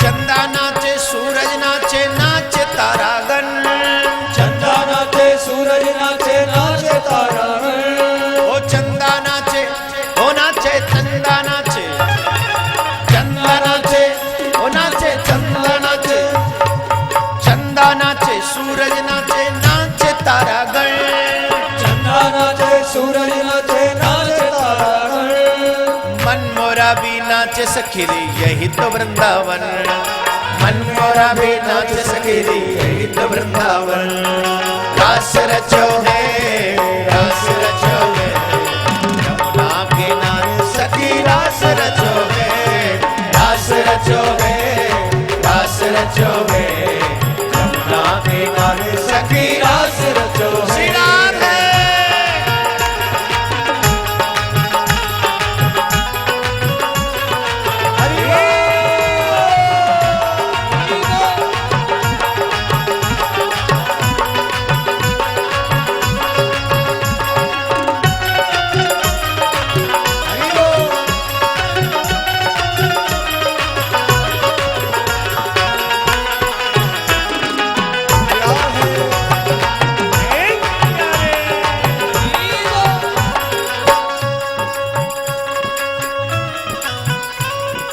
गोपी नाचे ग्वाल नाचे नाच मेरा मन, गोपी नाचे ग्वाल नाचे नाच मेरा मन, ओ गोपी नाचे, ओ नाचे गोपी नाचे, गोपी नाचे ओ नाचे गोपी नाचे, ओ कृष्ण नाचे राधा नाचे नाचे गोपी जन, कृष्ण नाचे राधा नाचे नाचे गोपी जन, मन मोरा भी नाचे सखी रे यही तो वृंदावन, मन मोरा भी नाचे सखी रे यही तो वृंदावन।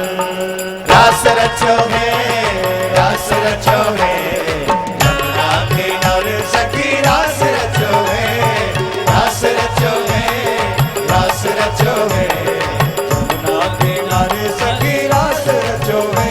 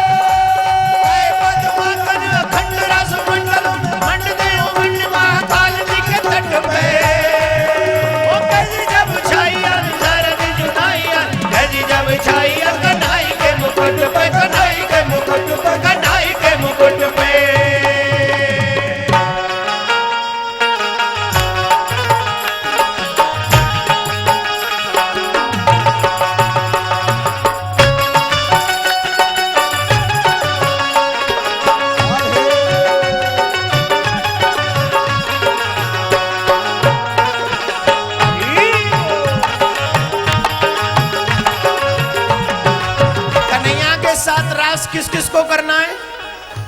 तो जरूरी है खड़े होकर ही रास होगा, बैठे बैठे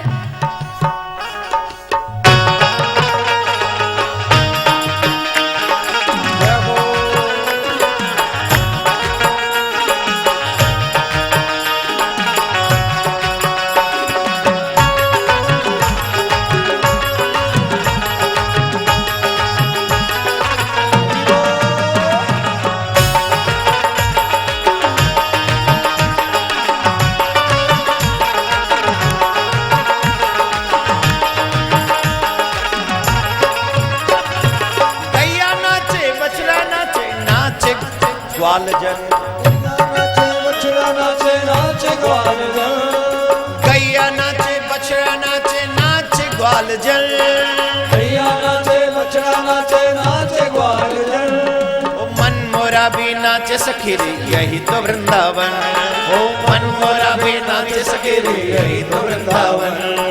रास रचो है, रास रचो है, यमुना किनारे सखी रास रचो है, रास रचो है, रास रचो है, यमुना किनारे सखी रास रचो है, रास रचो है, रास रचो है, यमुना किनारे सखी रास रचो है, रास रचो है, रास रचो है, यमुना किनारे सखी रास रचो है, रास रचो है, रास रचो है, यमुना किनारे सखी रास रचो है, रास रचो है, रास रचो है, यमुना किनारे सखी रास रचो है, रास रचो है, रास रचो है, यमुना किनारे सखी रास रचो है, रास रचो है, रास रचो है, जमुना किनारे सखी रास रचो है, रास रचो है, रास रचो है, यमुना किनारे सखी रास रचो है। राधे राधे बोलना होगा, राधे राधे, सभी को प्यार से बोलना होगा। अब जो दृश्य आपने अवलोकन किया इसमें कहीं काम था?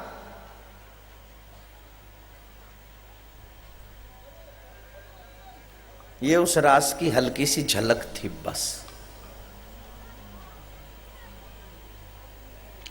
हमारे ब्रज में कहावत है, बंदर का जाने अदरक को स्वाद। बहुत अच्छी कहावत है।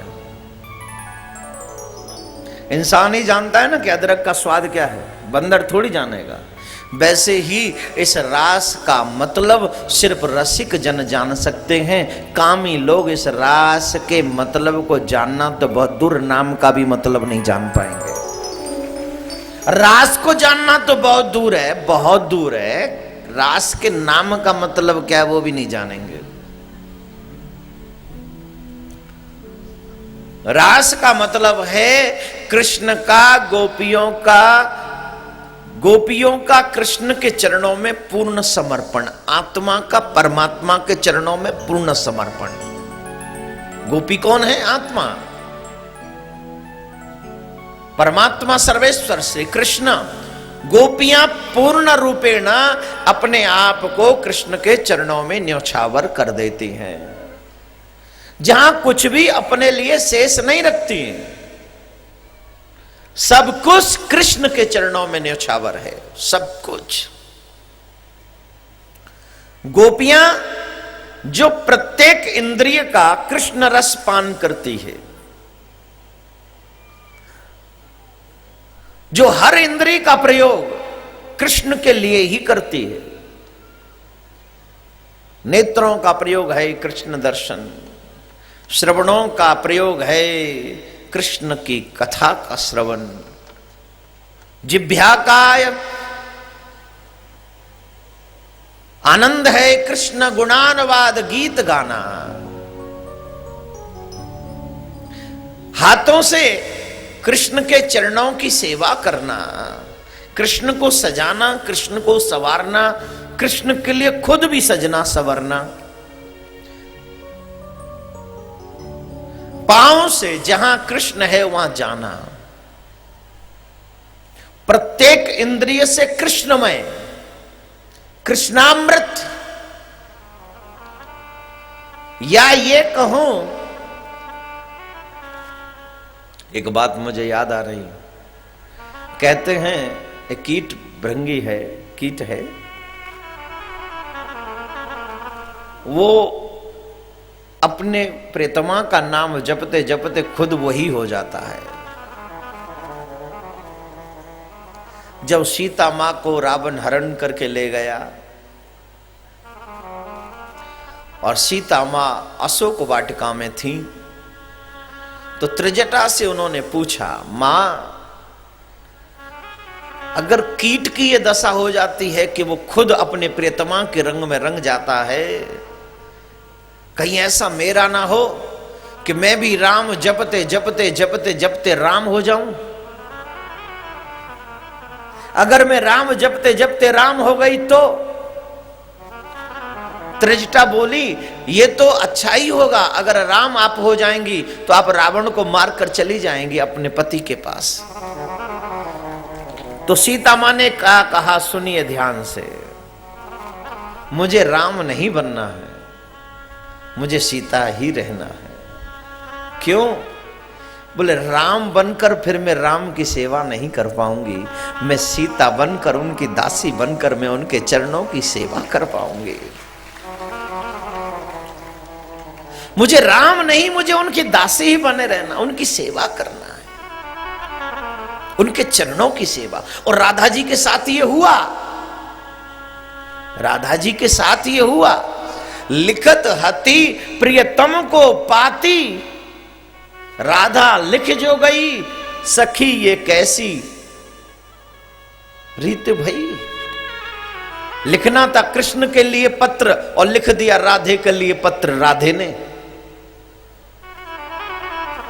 जित देखूं तित श्याममयी है, श्याम गगन श्याम तरंग अति जमुना श्याम, श्याम गगन घन घटा छई है, जित देखूं तित श्याममयी है।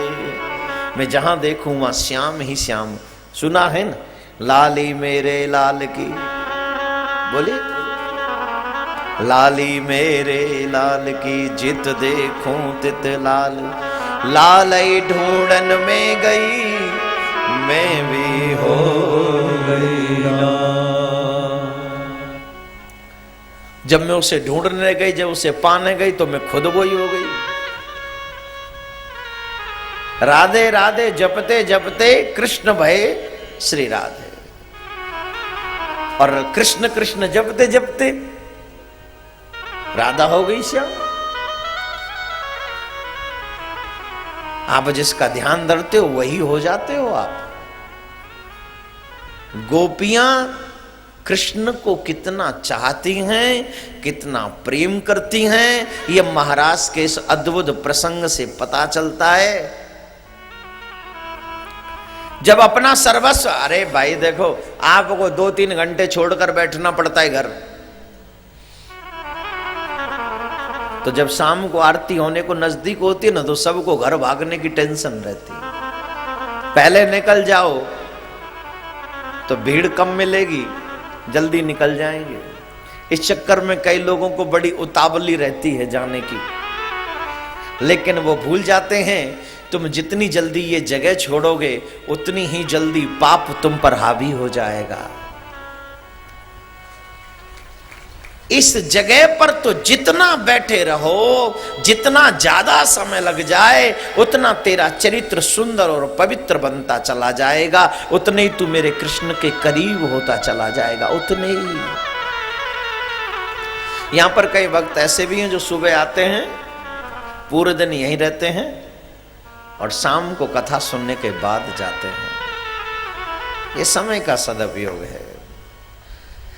हम पर 2-3 घंटे घर नहीं छोड़ा जाता मेरे भाई बहन। बहुत से लोग मुंबई में ये भी बहाना, मुंबई नहीं हर जगह ये बात बना देते हैं, महाराज आपकी कथा बहुत दूर हो रही थी इसलिए हम टीवी पर ही सुन रहे थे।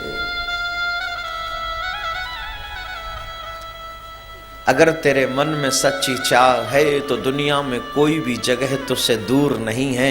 बस एक बार दृढ़ निश्चय कर ले कि हां तुझे जाना है, सिर्फ एक बार। हर जगह तेरे करीब होगी, हर जगह तेरे नजदीक होगी, हर जगह। मेरे भाई बहन, मेरे बंधु, गोपियां रात्रि के समय जब सांवरे की बंसी बजी तो उस बांसुरी की धुन को सुनकर घर में रह न सकी गोपियां। जब प्रियतम बुला रहे हैं तो रहा जाएगा क्या? सारी रस्म और रिवाज धरी की धरी रह जाती है जब प्रियतम बुलाता है। अरे मैं तो ये कहता हूं, आजकल की जो कन्याएं हैं वो अपने किसी गलत मत लेना उसको, जब वो कहीं जाती हैं अपने किसी के साथ में तो वो अपने घर की इज्जत को तार तार करते हुए उनको डर नहीं लगता।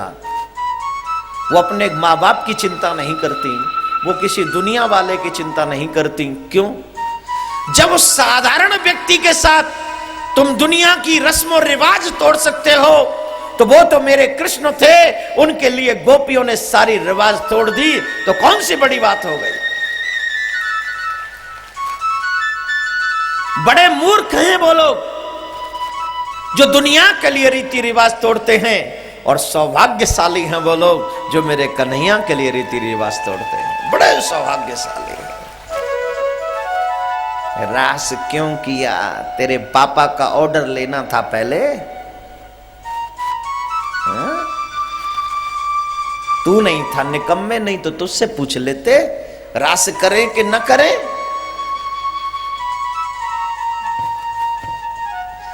सवा 7 साल का गोपाल 7.25 साल का कृष्ण कौन सी लीला कर रहा होगा, जरा सोचो तो सही। अरे इस बुद्धि दिमाग में जो गोबर भरा है, भूसा भरा है, उसे थोड़ा बाहर निकालो। काम का गोबर जो भर रखा ना ठूस ठूस के, इसे बाहर निकालो। क्यों? क्योंकि दुनिया वैसी दिखती है जैसे मेरी आंखों पर चश्मा लगा। दूर का चश्मा लगाएंगे डॉक्टर साहब तो दुनिया दूर है, और पास का चश्मा लगाएंगे तो दुनिया पास है।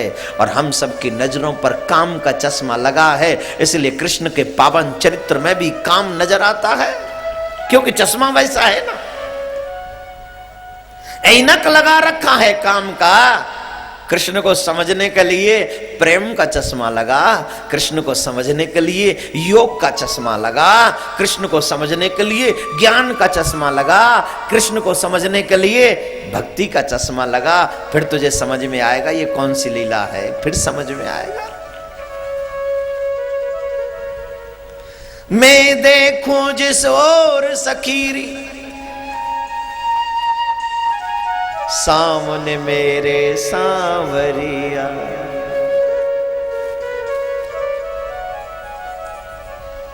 कैसे बताऊं कैसे बिछुड़ी, मैं कैसे बताऊं कैसे बिछुड़ी, पिया के मुख की बांसुरिया। मैं देखूं जिस ओर सखीरी, सामने मेरे सांवरिया। मैं जहां देखती हूं मुझे तू नजर आता है, सिर्फ तू। कृष्ण ने बांसुरी बजाई, गोपी श्रृंगार करना भूल गई। किसी ने एक आंख में काजल लगाया, किसी ने एक अधर पर लाली लगाई, किसी ने बिंदी उल्टी लगाई, किसी ने वस्त्र उल्टे पहन लिए, कोई एक पांव में पाजे पहनकर दौड़ी, कोई हाथ में बेलन लेके दौड़ी, कोई हाथ में कतना लेके दौड़ी। हमारे ब्रजवासी समझ रहे होंगे कतना, बहुत अच्छा शब्द, जिसमें गौओं के लिए भर भर के चारा डालते थे। एक ऐसा टोकरा होता ना, उसमें चारा भर भर के गौओं के आगे, कोई गौओं के आगे चारा डाल रही थी, वो कतना टोकरा को लेके दौड़ी।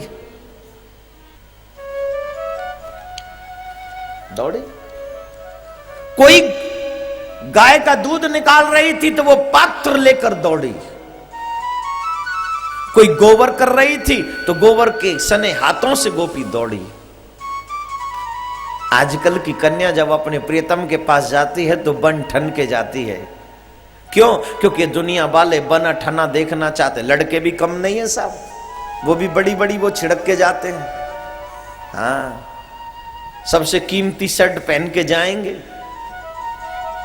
पैंट चाहे फटी हो, शर्ट ऊपर ठीक होनी चाहिए, है ना। राधे राधे बोलो। जिनका चरित्र ही फटा हो, पेंट से क्या फर्क पड़ता है, क्या फर्क पड़ता है। हरिओम मां, राधे राधे। हाँ, लेकिन गोपियों ने सजने की जैसी थी वैसी दौड़ी। किसी ने, गोपी ने अपने बच्चे को दूध पिला रही है, कृष्ण की बांसुरी सुनी, बच्चे को जमीन पे रखा और दौड़ पड़ी। पति के चरण दबा रही थी, एक छोड़ के भागे।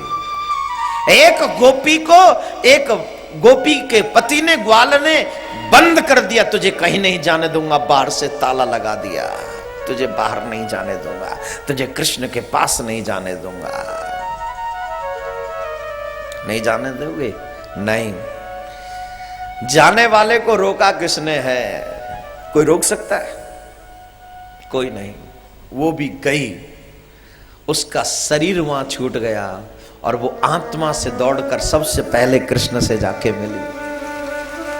अरे तू इस शरीर का ही तो पति है, रख अपना शरीर, मेरा शरीर तू रख, बना रहे इसका पति, और मैं जिससे मिलना चाहती हूं वो मेरे शरीर का नहीं, वो मेरी आत्मा का पति है। मैं अपनी उस आत्मा को अपने प्रियतम के चरणों में न्यौछावर कर दूंगी। और जाके सबसे पहले मिली और कृष्ण ने उस आत्मा का आलिंगन किया। तू सबसे सुंदर सबसे पहले पहुंच गई। तू पति शरीर का था ना, तो उसने शरीर छोड़ दिया, रख। आत्मा से जाके मिली। अब बताइए उस आत्मा के साथ कौन सी लीला हुई होगी। 7 साल के कृष्ण महाराज कर रहे हैं आत्मा के साथ। वो आत्मा नाच रही है, वो कृष्ण को रिझा रही है, वो कृष्ण की बांसुरी की धुन पर झूम रही है। वो सब आनंद उस आत्मा ने लिया जो गोपियों ने लिया वहां पर, अपने शरीर से, अपने आत्मा से। वो सारा सुख उस आत्मा को कृष्ण ने दिया। सबसे पहले जाके मिली।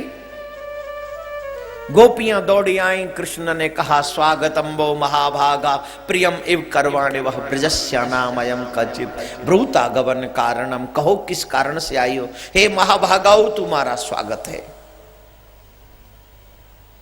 लेकिन तुम आई क्यों हो, क्यों आई हो? ये सुनकर गोपियां जमीन को कुरेदने लगी नाखून से।